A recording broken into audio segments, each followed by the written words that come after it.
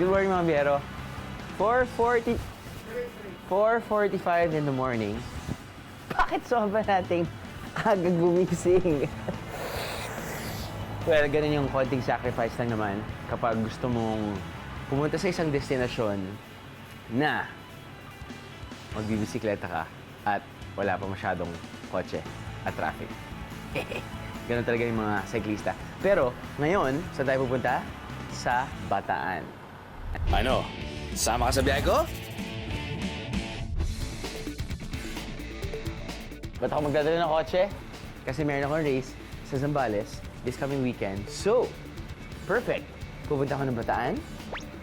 Dala ko yung bisikleta ko. Pwede akong bisikleta doon. Then, dediretso ngayon ako ng Zambales. It's a great idea. Let's get it on.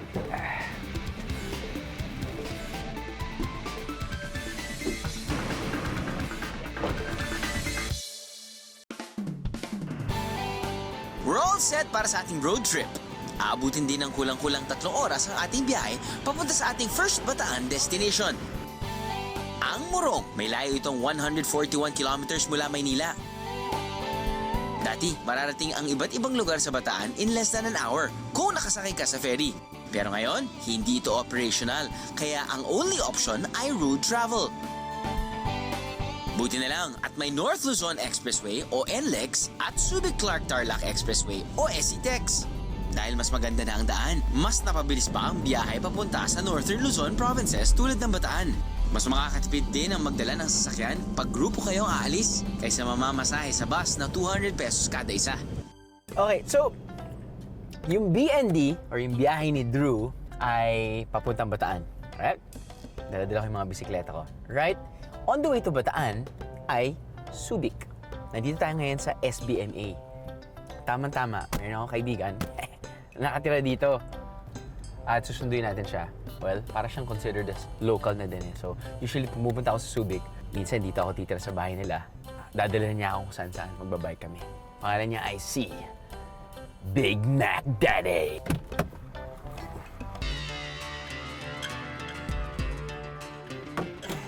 So, ito si Makoy, hari dito sa SBMA.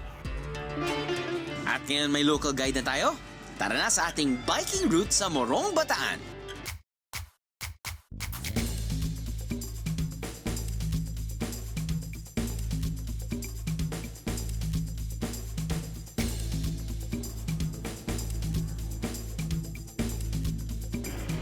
At least hindi malungkot ang magiging biyahe natin dahil sasamahan tayo ng grupong Bataan Mountain Bikers.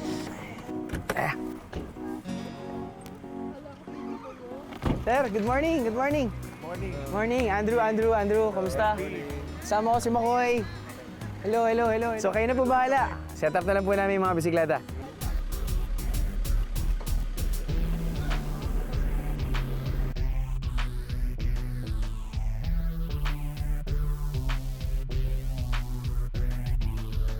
Let's go, boys. Right.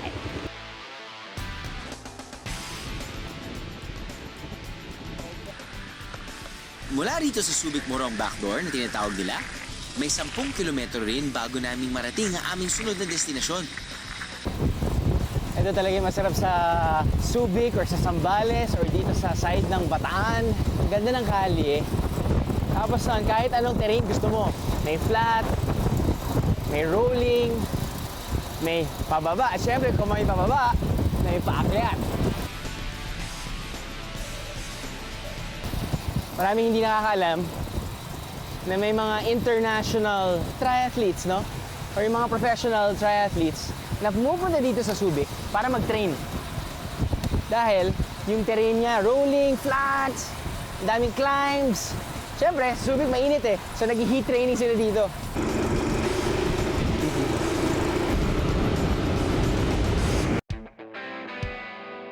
At syempre, hindi lang puro hirap ang biking. Ang masarap nito, pwede ka munang magpahinga kung may magandang view tulad nito. Ilang padyak pa, narating na namin ang pasukan papunta sa Vietnamese village dito sa Morong.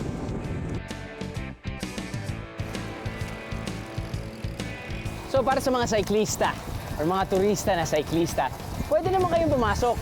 Medyo gated lang, may security guard. Pero konting pakiusap lang naman kay Manong. Manong, dadaan lang po kami. Ayun, ayos na. So, engineer, balita ko, dati daw may mga Vietnamese refugees dito. Yep. Actually, this is the refugee processing center. Opo. 365 hectares. Opo. Ang na-process dito is about more than 400,000 refugees. 80% of them are Vietnamese. Okay. Then 20% are Laotian and Cambodia. Bakit po sila tumira dito? Mayroong complex sa kanilang bansa. Aha. So yung communist doon, drive out sila. Kaya this is the second asylum. First asylum is Malaysia, Thailand, Hong Kong, and Palawan. So, Yung sa Palawan naman, mostly boat people. Both people. Okay. Directly Vietnam from Hindi, ito yung gusto ko malaman. May mga nakatira pa ba dito mga Vietnamese? Sa ngayon, wala na. Sa ngayon, wala na. Nag-in yung program ng UN 1994. 1994. Yung mga naiwan Mm. na hindi na i-process, so yun yung naiwan, dinala sa Palawan. So may mga Vietnamese sa Palawan ngayon? Mga puro? Oo, purong Vietnamese. okay. Marunong na mga Tagalog yun. Mga Tagalog. Oo. Sa ngayon, ito yung naging Atmanda Resort. Akalain mong naging resort na rin pala ang lugar na to. Pero hindi pa rito nagtatapos ang ating Vietnamese experience. Dadalhin daw kami ni Makoy sa isang masarap na kainan. Ilang padyak lang mula sa aming kinaroroonan, mararating na ang Loleng's Hut Yuan na naghahain ng authentic Vietnamese food. Pero bago kami dumiretso ni Makoy sa restaurant, nakipagkwentuhan muna kami sa mga nanay na sa kalye. Ano po masarap doon? Yung hutyo. Ano po yun? Tinapay po yun. Tinapay na Vietnamese na yun. Oh, yung malaking yung Vietnamese noon, nandyan. Nandyan na. Ginaya nila. PTPN po. Sino po nandun? Yun, yung nga. Nandyan daw si Drew. Nandun si Drew? So nagkakagulo dun sa aling lolang. Kaya tanong namin, sino bang meron dun? May artista daw. Okay, Mac. Saan mo ko dinadala ngayon, bro? Dito tayo sa kina Ate Loleng. Aling Loleng. Anong masarap kainin dito kay Aling Loleng? Dito ako nagpapalipas ng tanghalian para kumain ng hochu at saka banh mi. Ano yun? Mga pagkaing Vietnamese na nasalin mula sa mga refugee na pumunta dito nung mga 60 to 70s. Tikman natin! Ano, Robby? Alam mo naman, I trust you. Baluarte mo to. Sige na.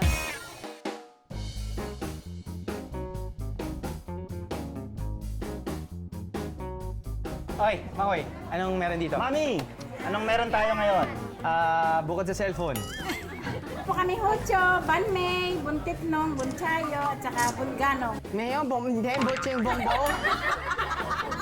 Sorry, wala po akong naiintindihan sa sinabi niyo. Mahirap mambigasin ang pangalan ng mga putahe. Mukhang nasasarapan naman ang mga kumakain dito. First time dito sa Loleng Suchuan. Masarap itong kinain namin. Tamis anghang. So meron palang ganito sa Bataan. Pruweba, ubos, simut sarap. The best pala rito, hindi ko alam, meron pala akong dito na masarap na kinakain na sa Morong. Siguro pagbalik ko rito, makakabalik ulit ako rito. Dadala ko ng mga friends ko, makaibigan ko rito. Authentic po talaga yung lasa nila.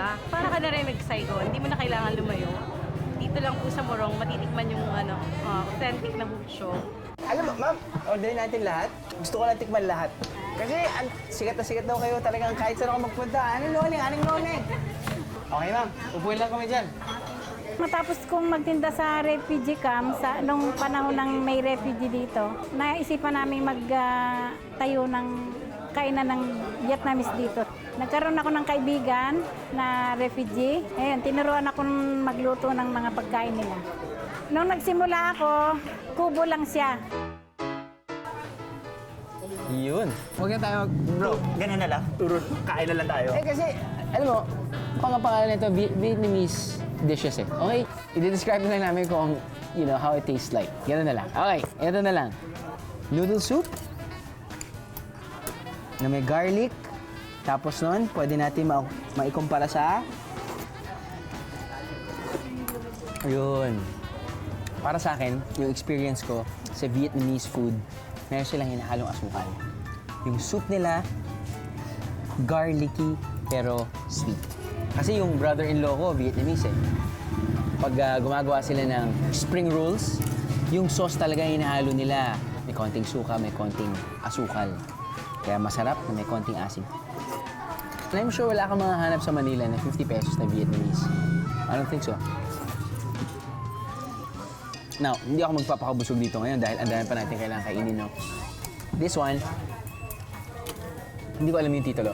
Same yung ingredients. You've got crushed peanuts, you've got pipino, meron ka dyang toge, meron kang mga camera na nagkiklik, meron kang noodle, at meron kang, feeling ko, ito yung parang matamis na.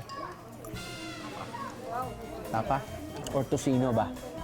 Tocino dahil matamis. Now, ito, pwede raw ilagay dito. Tama?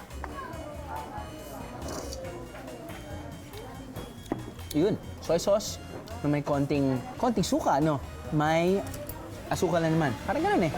Okay, mukha siyang crispy pata sauce. Slightly ganun, pero mas matamis. At para sa mga mas type ang Pinoy style na pagkain, meron din pala itong Pinoy menu. Tulad ng pansit at ang sikat na spabok. Okay, ito yung gusto ko rin subukan eh. Ito, yan. Okay, ano na sa loob na ito? Mayo, meron kang pipino, meron kang kamatis, meron kang pork, onion, basil, ground beef, butter, tinapay. Tinapay na hotdog. Ati tayo? Ati Parang tayo, hindi boss. sayang. Oo. Sense na. Lahat kasi sumasarap kapag napagod ka sa kakaakyat, sa kakabisikleta. But I'm not saying naman hindi siya gano'n kasarap. It's just that lahat na kinakain namin masarap. It's a plus. Or we're lucky na after a workout, may gintong restaurant na sasalubong sa amin.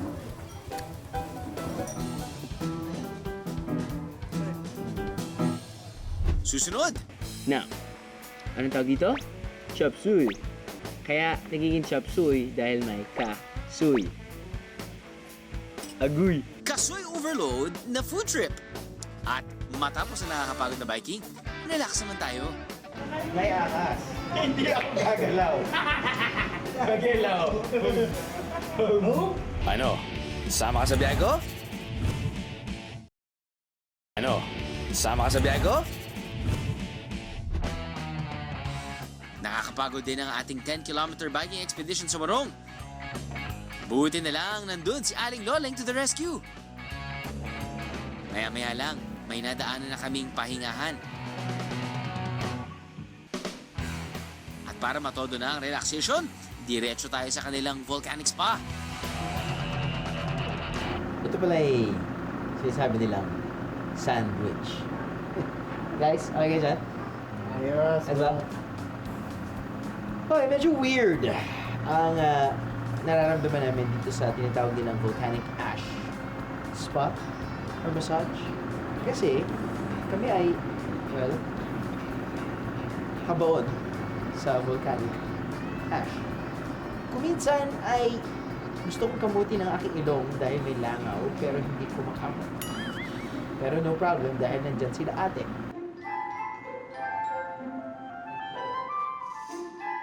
No, but it feels weird. But at first, it feels weird at first, pero after a few minutes, you're kind of getting comfortable. Tulog na nga, yung camera ka. Hindi ba? Yeah, mukha lang patay. Okay na, sorry.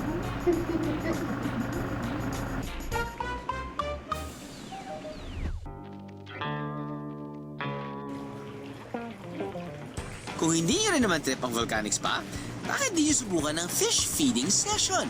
Este, fish spa.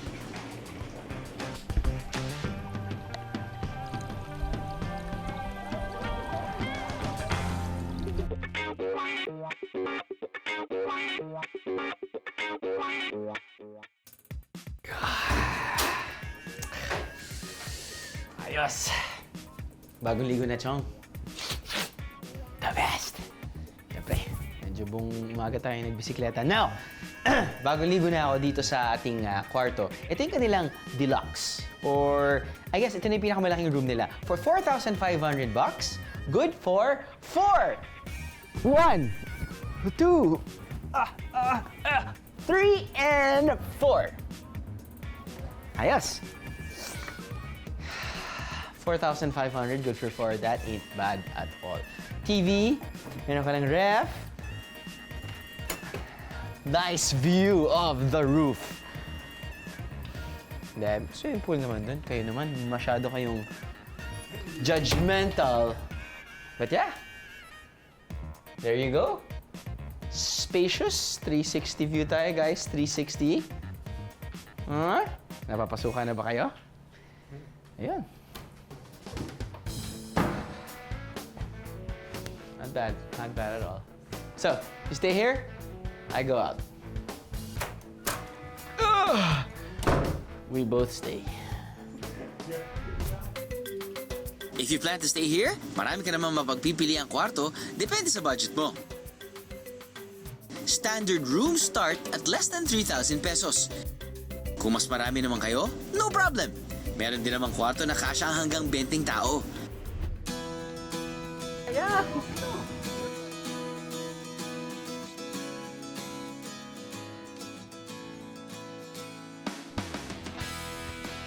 Kung gusto mo naman ng beachside accommodation dito sa Morong, ito ang pwede sa'yo.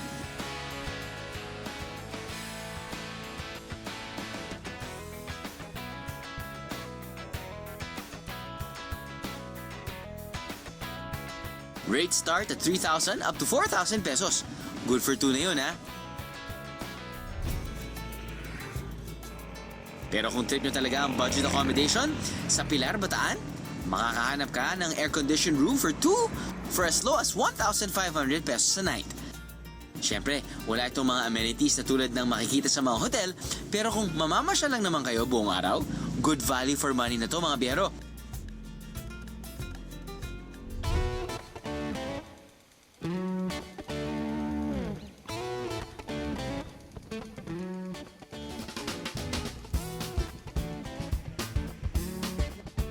Dito sa resort nila, well actually dito sa area kasi ng Bataan, madaming kasoy.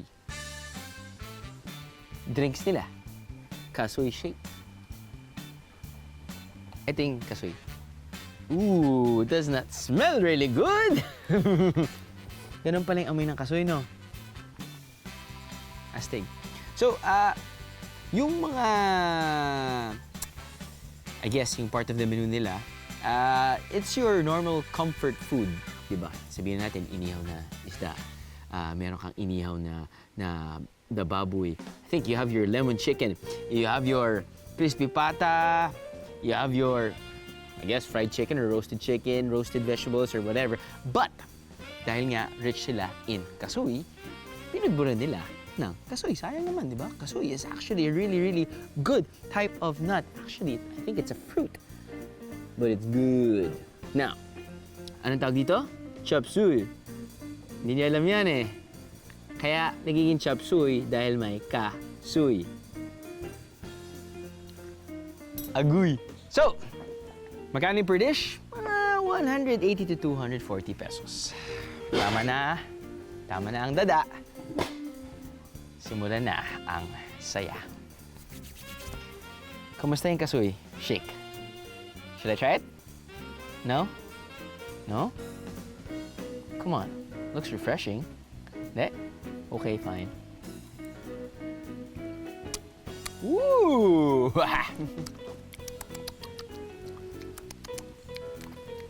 Hindi siya lasang kasoy. So I'm guessing yung ginamit nila ay yung fruit, hindi yung nut. So, habang inamoy ko yung fruit, yun din yung nalalasahan ko dito sa shake.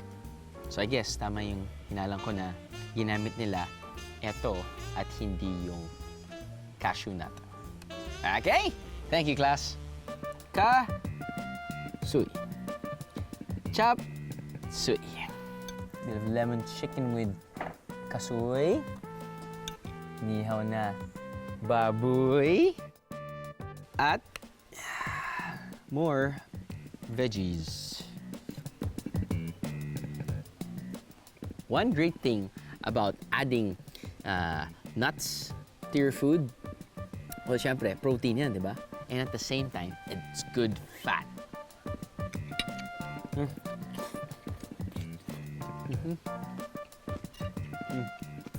The food tastes how it looks.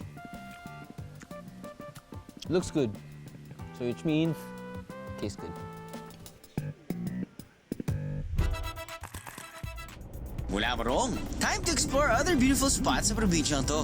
Bisitahin naman natin ang Pilar Bataan para silipin ang isang landmark na katumbas raw ang laki sa Statue of Liberty ng New York. Mga 30 to 40 minutes din ang biyahe mula Morong. Kung may dala kang sariling sasakyan, mas komportable ang biyahe. Kaya mas maganda kung may karelyebo ka sa pagmamaneho para makaidlip. You know, kita-kita na natin yung pupuntahan natin kung makarating tayo at hindi ako makatulog. Pero minsan ganun yun. Pag nakikita mo, wow, layo pa niyan. Actually, malapit naman yan. Ano guys? Tayo.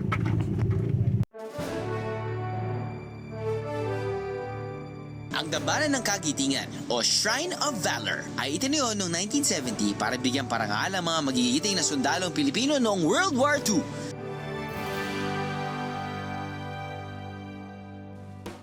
May taas ang cruise na 92 meters o halos 30 palapag.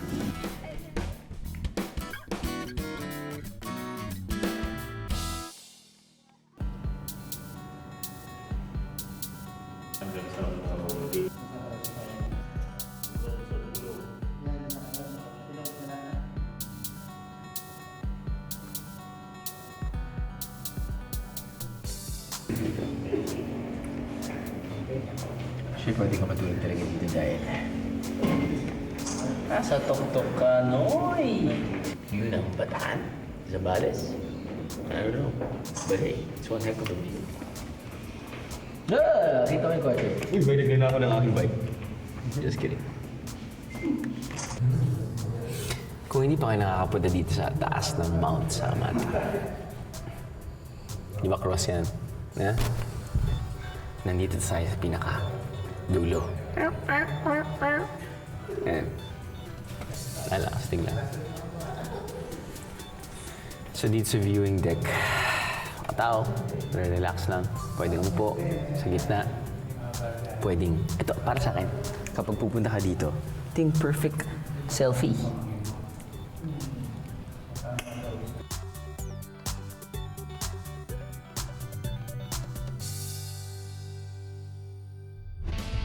Isang makapigil hiningang adventure.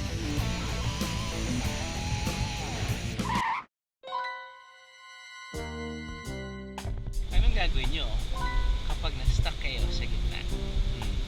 Ano? Sama ka sa biyahe ko? Summer na naman mga biyahero at tiyak marami sa inyo ang in the mood na para mamasyal ngayong bakasyon. Magkakaiba man ang ating mga destinasyon, sinigurado naming mas magaan at mas enjoy ang inyong paglalakbay noong nakalipas na Holy Week. Katuwang namin sa paghatid ng serbisyong totoo ang aming sponsors. Shell V-Power Nitro Plus, Nesfruta, EQ Diapers, Sunsilk, Rexona, Neurobion, The Generics Pharmacy, Executive Optical, PLDT, at Mr. Donut.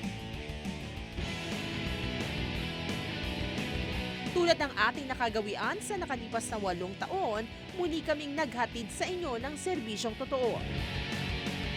Mula North Luzon,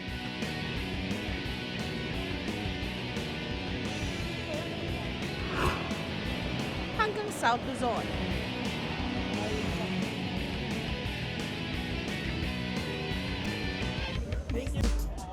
Muli ninyong nakasama ang inyong paboritong travel show, ang Biyahe ni Drew at GMA News TV sa Bantay Biyahe Summer 2014. Nagbigay kami ng libreng blood pressure check-up at medical assistance mula sa Philippine Red Cross. Snacks, games, at fun giveaways. Kaya sa lahat ng mga dumaan at nakibahagi sa Bantay Biyahe Summer 2014, maraming salamat sa inyong patuloy na pagsuporta sa biyahe ni Drew. We would like to thank Biyahe ni Drew and Bantay Biyahe Summer 2014 for giving us this wonderful experience. Ano? Sama ka sa biyahe ko? Matapos tayong magmuni-muni sa viewing gallery ng Mount Samat Cross, gisingin naman natin ang ating diwa. Just 1 kilometer away from the cross, may bubungat daw sa aming adventure. Pagdating dito, sasakay ulit tayo ng 4x4 service para marating ang starting point ng ating adventure.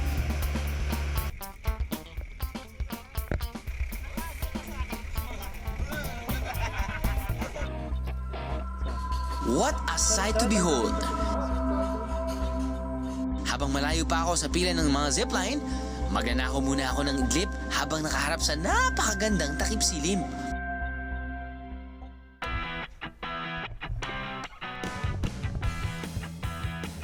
Man, sa dinami-dami ng zip lines na nasubukan natin dito sa show na to, iba rin talaga yung, hindi lang yung lugar pati yung setting ba?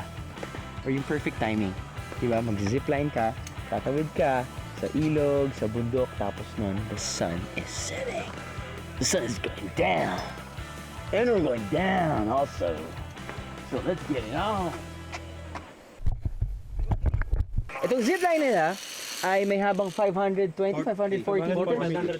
540 meters. And it's gonna take, ilang minutes kuya? 40 to 45 seconds. 40 to 45 seconds. Yes. So, mga how many hindi ko na iko-calculate. So, game! Sir. Up, sir. Sige po. And? Ready, sir? Ready. Okay. Are you ready? 1, Because I'm ready. Are you ready? 2, and 3.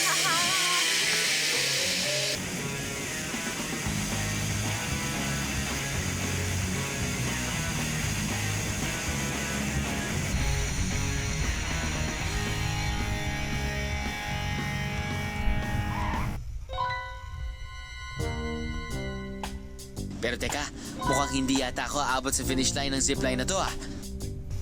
Bye! Ingat kayo! Take care! Kita-kitsa lang tayo guys! Bye!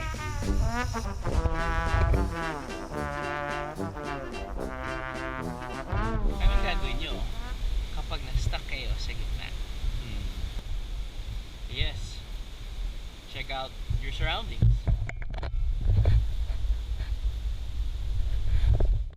Palay. Palay ang nakikita ko. So, I guess, just wait.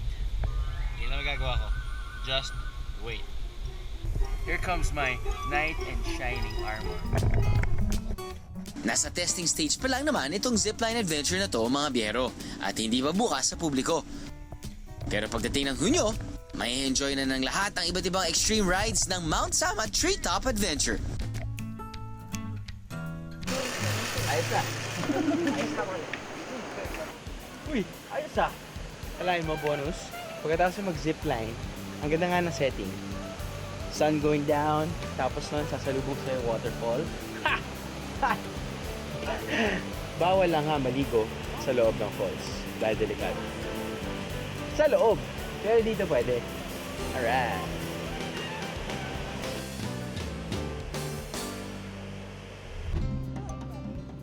At dahil nag-World War II historical trip na rin lang tayo sa Mount Samat, just 27 minutes away, pwede mong bisitahin ang Bagak Death March Kilometer 00 marker.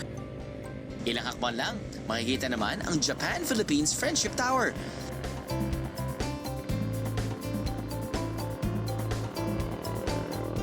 Pero alam nyo ba na may isa pang Death March marker na matatagpuan sa Mariveles, Bataan? Dalawa raw kasi ang naging starting point ng Death March noong 1942. Halos isang oras din ang layo ng Mariveles mula Mount Samat. Pero don't worry mga biyero, on the way to Mariveles, makikita naman ang isang napakagandang view na to sa gilid ng kalsada. Pwedeng mag-stop over muna. At kapag nagutom sa biyahe, may resto na tiyak papawi sa pagod nyo. Seafood delicacies ang special nila rito. Seafood pansit, seafood kare-kare, inihaw na pusit, at ang ginataang kuhol na to. Huwag ito orderin nyo kapag gutom na kayo ha. Masarap pero mukhang pahihirapan ka muna. Lalo na kapag hindi mo alam ang tamang teknik sa pagsipsip. Sarap sana, kaya lang, hirap naman. Kung hindi pa kayo nabusog, just 20 minutes away from Mount Samat, mararating na ang City of Balanga. Isa raw ang wetland and nature park sa mga bagong atraksyon sa Balanga. Dito, pwede kang magrenta ng bisikleta, mag-kayaking, boating, birdwatching, at higit sa lahat, magrenta ng balsa para mag-food trip. Sayang lang at ginabi na tayo sa pagdating dito. Good evening mga biyero. 7 p.m. ng gabi dito sa Balanga, Bataan. Sarap na hangin. Sailing ko yung tubig. Ito, yan ang Manila Bay. Doon, balsa na yun, nakilaw. Diyan tayo kain ng dinner. Tara. Ano pa nga ba? Siyempre, mapapalaban na naman tayo ngayong gabi, mga biyahero. Prepare to salivate. Dahil siyempre, hindi tayo sa baybay dagat, no? Tabing dagat pala. Marami tayong seafood na titikman. Meron silang, siyempre, alimango. Meron silang shrimp. Meron silang pagi. That's right. Yung pagi talagang buo pa. Natitikman natin yan mamaya. Ang kanilang expertise or kanilang bestseller ay ang kanilang tuyo and daing na tinapa. So, subukan natin first. Okay. Yun talaga. Wala nang weights eh, ano? All four sides. Yan. Ito pa. O, di yan. Ayos na. Ensaladang talong. Paborito ko to. Dito, titikman ko talaga to. Mukhang panalo to, guys. Paborito to ng nanay ko. Tinapa. Naalala ko sa pagi yung texture. Nako, the best to, guys. Yung texture nila, ang ganda, ang sarap kainin. Ano kayong sauce nila? Lagyan natin ang sauce. Pagi talaga, parang hindi mo alam kung isda o alam mo yung parang perfectly cracked crab.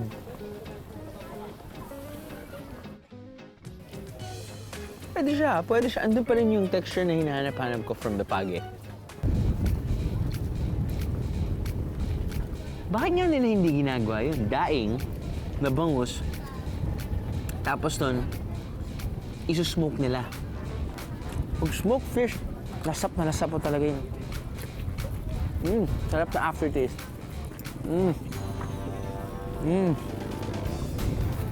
Tapos may eggplant.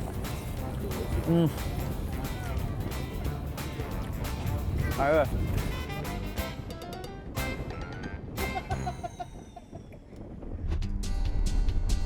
Hindi makukumpleto ang ating Bataan road trip kung hindi natin babalikan ang sinaunang panahon. For this trip, imbis na magkotse, sasakay tayo ng bangka.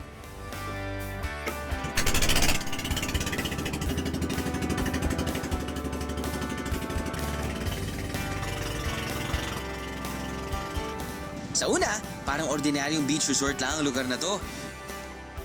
Pero sa bungad pa lang, mapapansin na ang kakaibang istruktura ng mga bahay dito. At habang naglalakad ka sa loob, mararamdaman mo na para kang bumalik sa sinuunang panahon. Ang galing, di ba? Ito ang Las Casas Filipinas de Acuzar o sa Ingles, The Philippine Houses of Acuzar.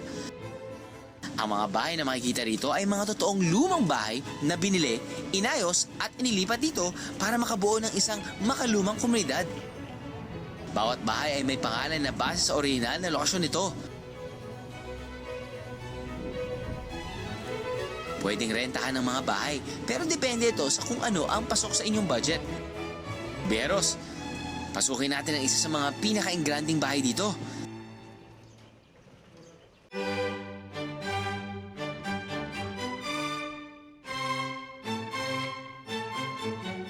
Sala pa lang ng Casa Binondo, nakakalula na sa ganda.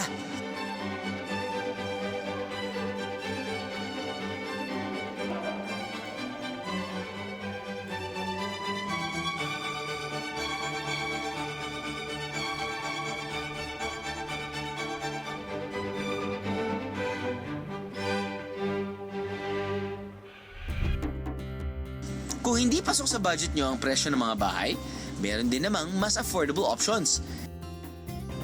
Pwede kang mag-ikot gamit ang kalesa o kaya ay magbisikleta. At kung aabutin ka ng gutom, no problemo! May dalawang resto rito. Nandyan ang Italian. O kaya ang authentic Pinoy.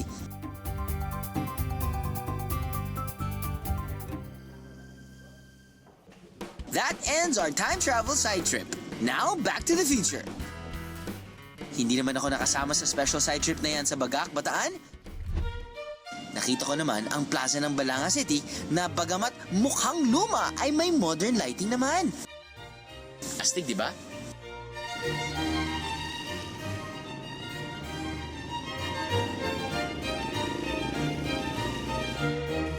After a stroll in the park, busog at antok na ako mga bero. Tara, let's! Imbis na kape, titikman natin ang pinagmamalaking menu ng Sa Verde Coffee Shop. Beef tapa wrapped in egg. Or should I say, actually not wrapped in egg, but beef tapa on an omelette. Right? At! Asan yung kanin? Ayun yung kanin. Konting hot sauce. Tapsilog, comfort food.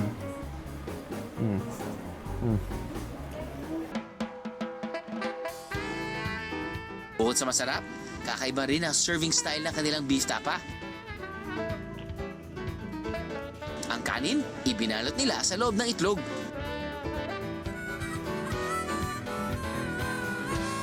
At ang ulam, ipinatong sa ibabaw nito. Simple lang naman yung tapsilog. Pero napaka-importante yung pagka-marinate ng beef. This one hits the spot.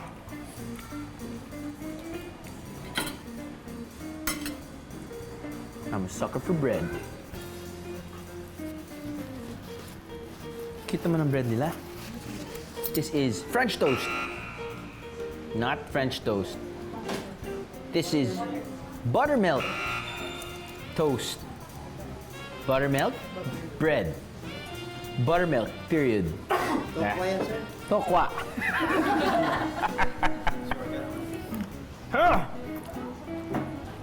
So, ano ginawa nila dito?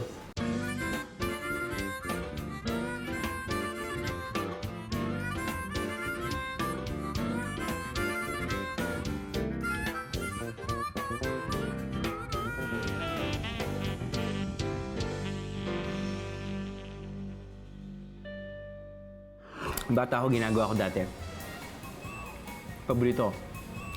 Tinapay, butter, asukal.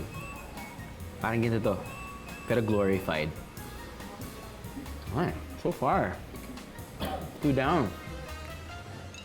Pizza salad. And tastes like tacos. This is good. But I'm gonna go back to this. Tapsilog. Good beef.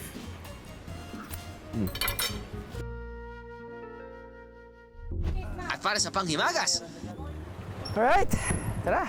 Ice cream tayo. Dessert. may masarap at unique na flavor ng ice cream sa Orani, Bataan. Ano po ba yung bestseller niyo na ice cream, sir? Gabi. Gabi. Pinaka-bestseller Taro. namin. Gabi, Pinipig, Pandan, Queso. Sige po. Pwede po bang makasubok? Okay. Sige po. Yun. Ayos. Try mo. Marami kaming suki sa Manila. Ah, ganon. Sa Green Hills, meron kami. So, gano'ng katagal na po yung negosyo nyo, sir? mga na mahigit 20 years ngayon. Mahigit 20 years na. Mahigit Tagal na 20 rin po years sa ice cream business, no? Ano yung... Lasa All natural. makapuno. Makapuno. Ano ba ito? Baka... Gabi.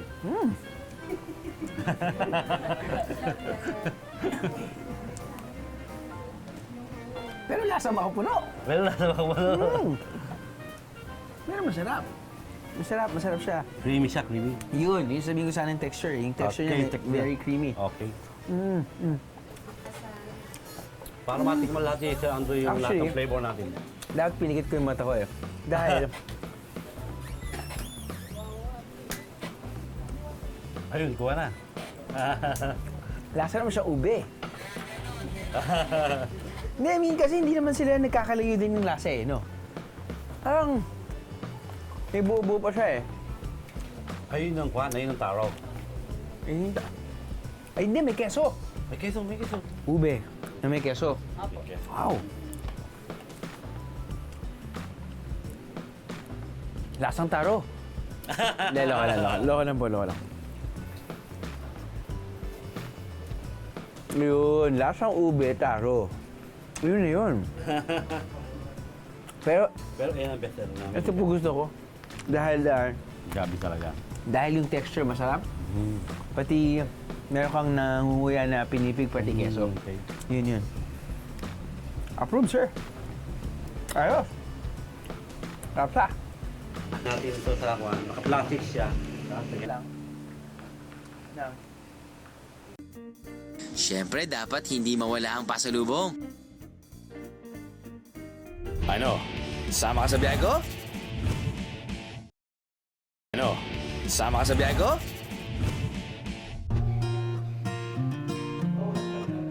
Siyempre, dapat hindi mawala ang pasalubong.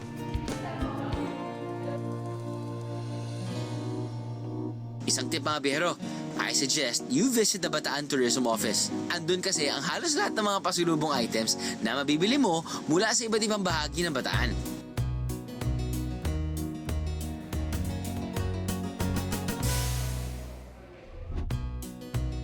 Sa totoo lang, napakaganda ng Bataan. It's one of my favorite destinations dahil bukod sa malapit lang, napakaganda ng kalsada at sarap magbisikleta. Maraming pwedeng gawin at pasyalan. At pagdating sa pagkain, hindi ka magugutom sa dami na makakainan. Tip of the iceberg pa lang ang ating napasyalan sa probinsya ng Bataan, mga biyero. I bet there's more to taste, to experience, and to see sakaling pala rin tayong makabalik dito.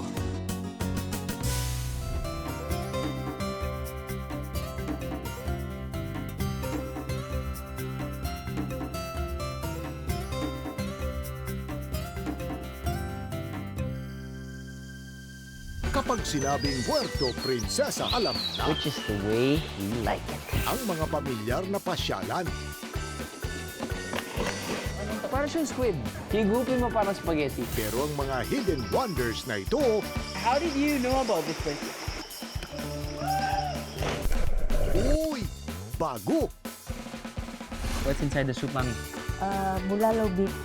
Ooh. Biyernes ng gabi sa Biyahe ni Drew.